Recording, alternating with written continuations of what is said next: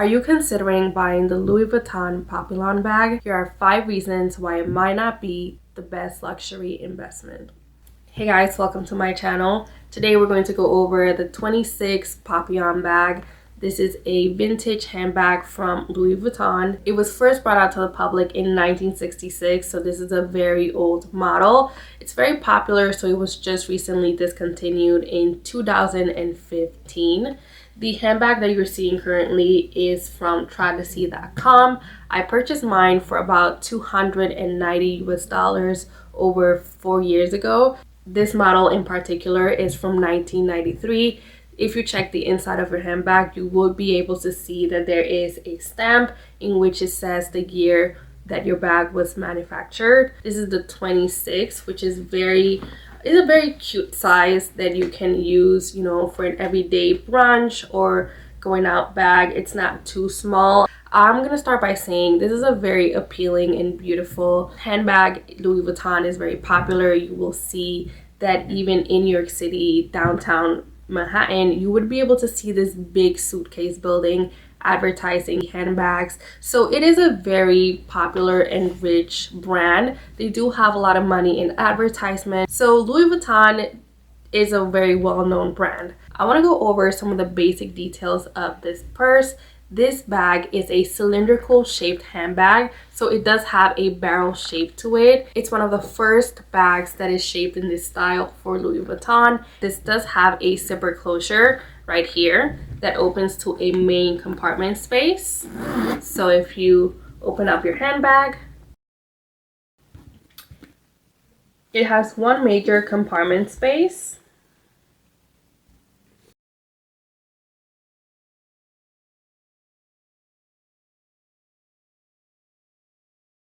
As you can see here, you have the monogram or their logo.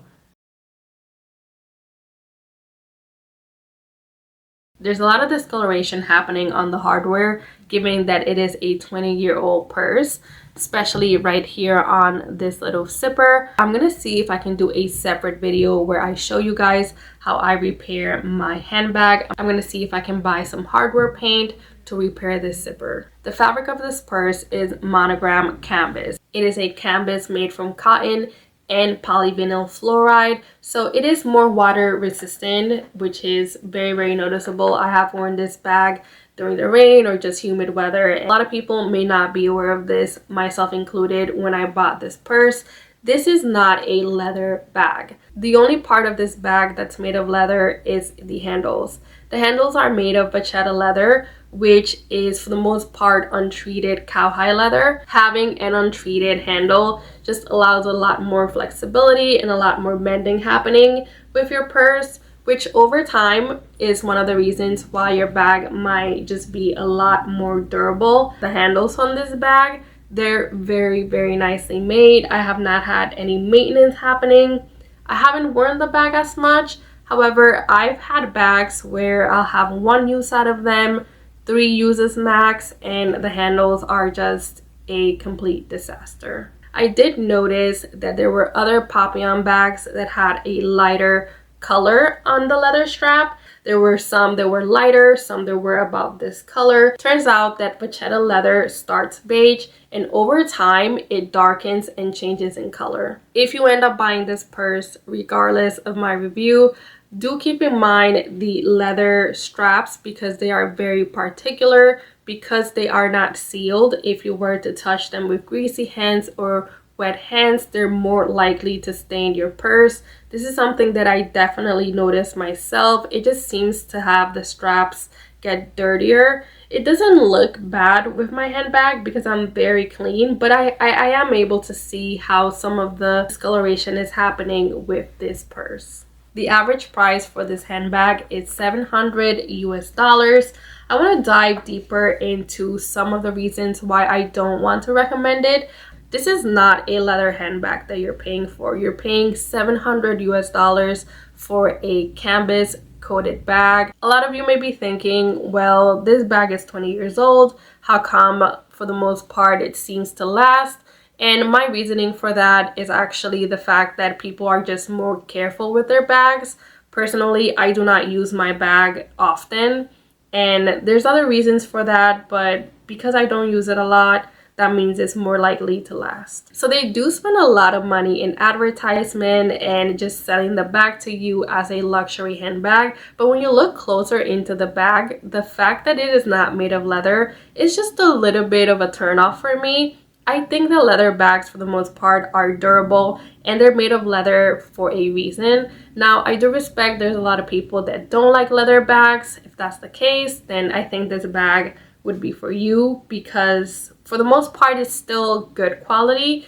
It is just not worth the luxury pricing that they're putting on it. Pricing for this purse is just a little bit high when you can buy a more affordable leather bag. For instance, the Coach Tabby purse. This is made of real leather. It's more affordable. And for the most part, I have a Tabby bag, which I'll do a review later on, but it is a lot nicer in quality and it's just a everyday kind of bag. There's been other people who have returned other bags, like I believe it's called the Messenger bag.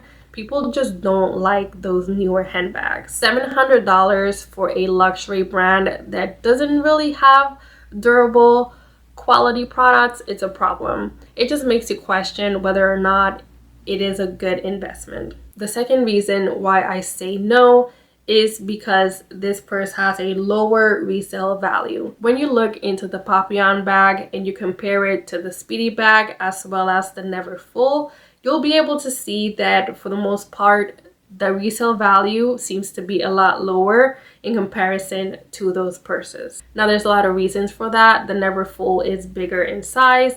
The Speedy bag is also bigger and it does have that more traditional shape. Yeah, I just don't think it's the best investment when it comes to retaining its value. When people are reselling the bag, till this day, I'm able to find the same bag years later for only like $100 more than when I last bought it. So it does tell you a little bit about the overall progression of the value of the bag. I don't think it's going to increase significantly. When you look at the Papillon, it is not as high in demand. People are buying it, but they're also reselling it, and the resale price very clearly just reflects that it is not the best investment. Another thing is organization. You're just not going to be able to put random things in here. You're going to have to make sure that everything is stored neatly inside of something else if you don't want it to mess up your bag. We love the bag because of the shape, but we also just don't wear it as much because of the shape. It is just not very convenient. When you put things inside, you end up putting a lot and it's going to weight the purse in one direction.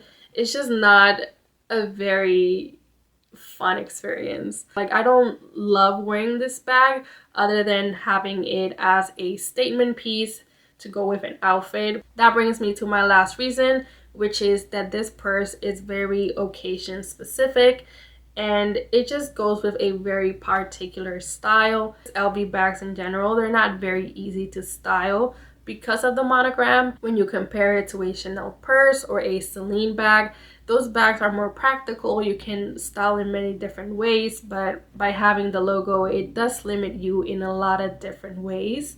And yeah, just the bag itself, when it comes to size and style, it's very limited. Those are the main reasons why I don't recommend it as a luxury investment. But I do want to share that it is a beautiful handbag. If you love it, buy it. I don't wear this bag as often because of a lot of the reasons that I mentioned, but it doesn't mean that in the future I won't. I just don't think that this purse will increase in value, and that's something that we need to be very honest about. I don't think that Louis bags in general are going to be luxury for a very long time. If you want to get a purse that holds its value, I would suggest saving a little bit more for a Chanel purse, a Celine bag, or even a YSL purse. If this is going to be your first luxury bag, but you are looking to make money over time or have it increase in value, this might not be the purse. So yeah, that's pretty much just my opinion. So now I'm going to do a very quick what fits in my bag, just so that you guys can see what fits inside. I always carry with me a pair of sunglasses. Another thing I always pack is a pair of headphones.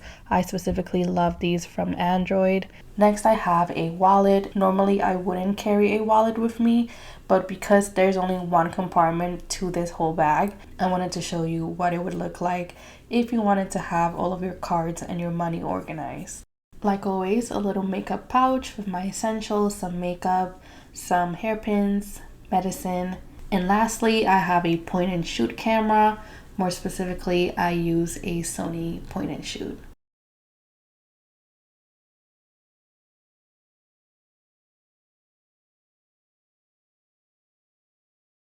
So that's pretty much it for today's video. Go ahead and comment down below. Let me know your thoughts on this handbag and on this review.